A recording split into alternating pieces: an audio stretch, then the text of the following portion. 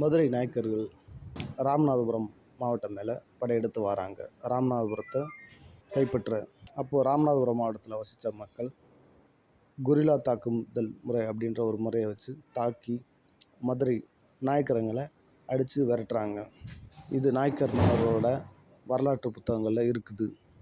இதே ராமநாதபுரம் மாவட்டத்தில் முற்காலத்துக்கு போனோம்னா ராமர், சீதை, லக்ஷ்மண் 3 பேரும் வனவாசம் போகிறாங்க.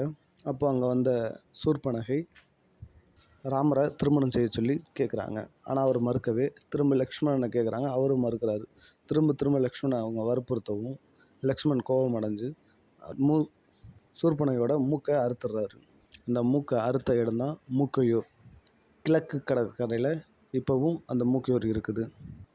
உடனே கோபம் அடைஞ்ச சூர்பனகை தான் அண்ணன்ட்ட போய் சொல்கிறாரு. இதனால் கோபம் அடைஞ்ச ராவணன் மாரீசனை மானா மாற்றி அனுப்பி சீதையை கடத்துறாரு.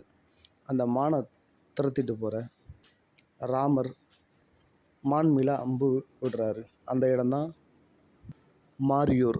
அதுவும் அதே கிழக்கு கடற்கரை சாலையில் இருக்குது.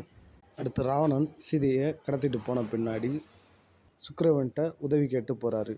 அப்போது அந்த இடத்துல தான் வாலியை வதைக்கிறாரு. அந்த இடம்தான் வாலி நோக்கம். இதுவும் கிழக்கு கடற்கரையில் இருக்குது. அடுத்து ஜடாயுன்ற பருந்து ராவணனை துரத்தி தடுக்க முற்படுது தேவியை காப்பாற்ற.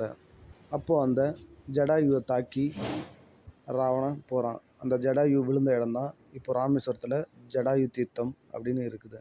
இது எல்லாமே ராமாயணத்தில் வருஷப்படி வர்றது. அதே மாதிரி ராமேஸ்வரம் நோக்கி கிழக்கு கடற்கரையில் இது வரிசையாக உள்ள ஊர்கள். இதில் வாலியும் சுக்ரீவனும் வாழ்ந்த இடம் பார்த்தா இந்த ராமநாதபுரம் தான். அப்போது வானர தாக்குதல் படையை அவங்க வச்சுருந்தாங்க. வானர தாக்குதல் இப்போ சொல்கிற கொரில்லா தாக்குதல் தான் அப்போது வானர தாக்குதல். இப்போ தாக்குன அதே மனிதர்கள் தான் அந்த காலத்துலேயும் தாக்குனாங்க. வானர தாக்குதல் படை வானரப்படைன்னு அழைக்கப்பட்டது.